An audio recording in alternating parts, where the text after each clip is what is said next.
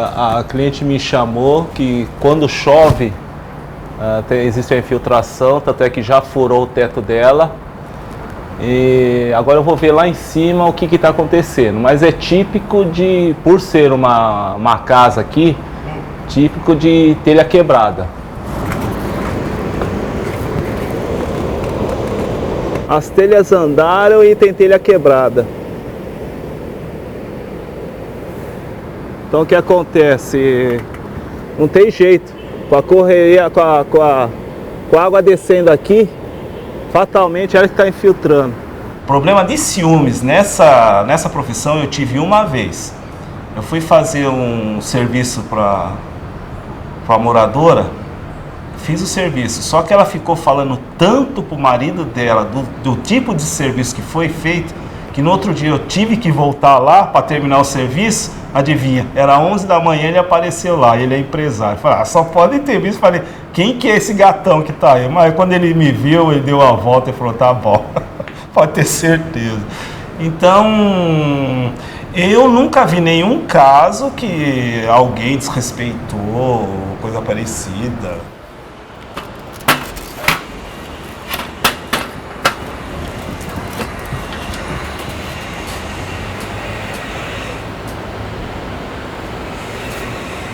Não, minha mulher que atende o telefone. Minha mulher atende, aliás, tem até aquelas solicitações de serviço para outra coisa. E é minha mulher que atende. E ela, educadamente, ela vai explicando que não se trata disso. Mas chegam a insistir, mulheres, homens. Você tem uma base, eu já tive 3 chamados de um homem casado, querendo que eu fosse transar com a mulher dele e ele ficar vendo. Era uma tara dele. 3 casos, não é que foi o mesmo. Foram 3 diferentes. E eu falei, não, meu trabalho não é isso aí, não tem nada a ver, você está levando para o outro lado. Nosso preço de mercado não é um dos mais baratos. Então, óbvio, se o cliente liga para nós, é um preço, liga para outro, quase metade do nosso, alguma coisa vai ter. Então, quer dizer, não adianta você ir pelo mais barato, lá na frente você ter problema. Então, a competição que existe, teoricamente, nesse mercado é isso. Então, é bom que o cliente, quando tiver o contato com essas empresas ou profissionais, primeiro avalia o preço. Então, é melhor você contratar uma empresa do que um autônomo. Pelo menos você está respaldado pela lei. Tanto é que, por que hoje existe um mínimo de hora? Eu tinha clientes, eu moro na Zona Norte, freguesia do Ó. E a maioria da minha clientela é Zona Sul. Itaim, Moema, Morumbi, Jardins. E no Morumbi aconteceu um cliente me chamar para trocar uma lâmpada de rosquear. Nem luz tinha. Não precisava nem de escada. Era subir na cadeira e desrosquear. Então, quer dizer, R$100, na época que aconteceu isso, era R$60. Você veja, eu perdi 2 horas para ir, 2 horas para voltar. E 5 minutos, nem isso, eu troquei a lâmpada. Então, hoje existe esse mínimo de 1 hora e 45 minutos por causa disso. Porque não compensa eu me deslocar no trânsito de São Paulo por menos disso. Eu perco mais tempo fora. E quem me paga esse tempo? Ninguém. Então, por isso que tem que ter esse mínimo. Ah, mas está caro. Então, ajunta mais algumas coisinhas. Quando tiver, eu vou.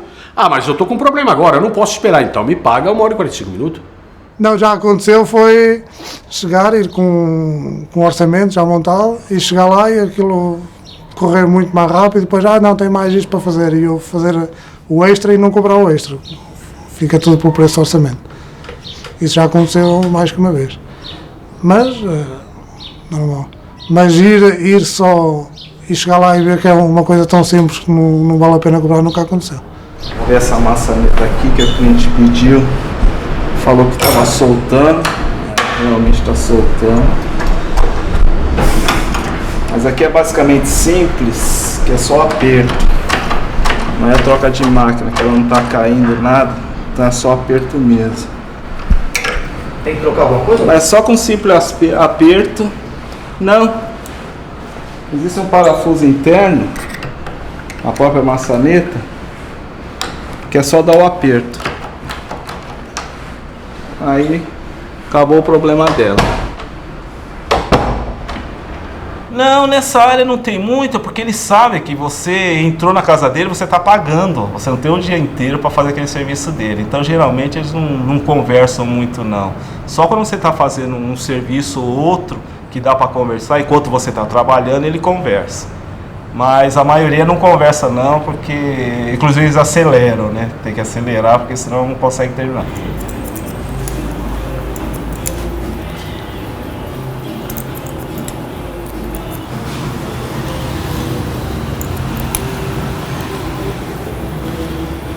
É um corte que ele passa um gel, pode ver o juiz, o advogado pode ver o juiz, conversando com qualquer um, e à noite ele tá com o cabelo todo bagunçado. É um corte duplo, entendeu? Aí quando ele vai pra balada dele, ele passa um gelzinho, passa alguma coisa e deixa descolado, entendeu? Esse é um corte do Bom Face. A maior parte é masculino. Foi ficando, viu? Porque antes eu tinha um pessoal fazendo feminino aí no fundo, eles me davam total suporte sobre as coisas. Como tem 48 salões em volta, eu fui disputando com gente que tem que é muito... Tem o salão pronto, tem... Tipo, eu sou peixinho, os caras são tubarão, meu. Então essa galera era toda comprada em 2, 3 meses, assim, sabe? Eu fazia o profissional, fazia anúncio, fazia não sei o quê, arranjava a carteirinha. Na hora que o cara começava a fazer a carteira, meu... Dava uns 5, 6 meses, o cara caía fora, assim. Porque os outros salões já vêm direto para comprar o cara. É muito difícil. Aí eu aprendi, eu quis ficar com o público masculino, que é além de serem amigos aí, que é coisa rápida e dinheiro no caixa, entendeu? Tem liquidez a coisa. E você não precisa ficar com uma cliente alisando a mina. Horas, fazer aquela escova progressiva que acaba com o seu pulmão, entendeu? Uma coisa totalmente errada, né? Tintura. Aí a mulher fica reclamando dos caras aqui, dos maridos, eu já não tenho muito saco. Geralmente o cabeleireiro ganha... Depende de salão, tá? Os salões de um nível menor pagam 50% para o cabeleireiro, alguns até 45%. Um salão de um nível maior... não vou citar nomes, né? Tem salões que pagam de 30% a 40%. Então depende do nível de salão e do que é combinado com o profissional.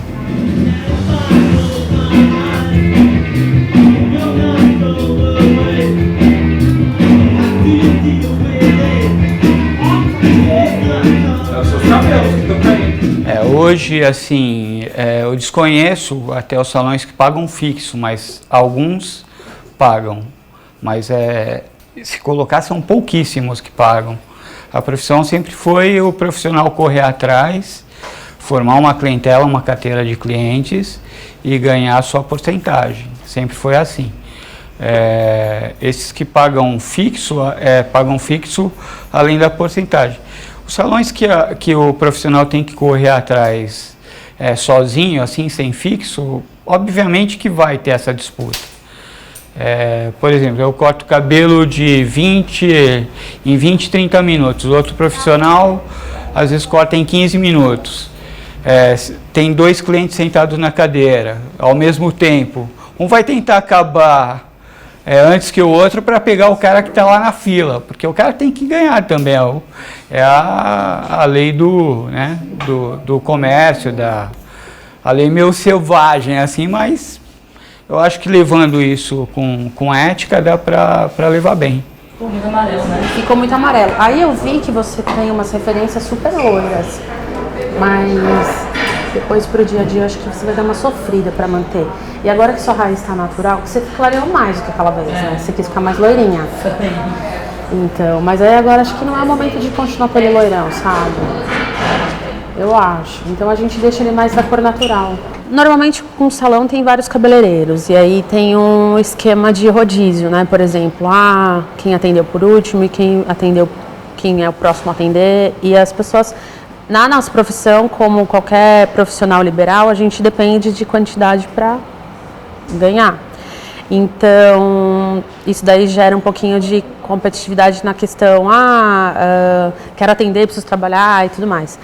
Essa equipe que eu trabalho agora são todos profissionais que já vêm no mercado de trabalho mais de 10 anos, né? Então todos já têm uma clientela pré-formada, que acompanha a gente por onde a gente vai. Então chega num nível que aí você atende com mais qualidade, você pode dar uma atenção para sua cliente tranquila, sem ficar pensando, ai meu Deus, vou atender 1, 2, 10, enfim. Não fica mais assim, de repente?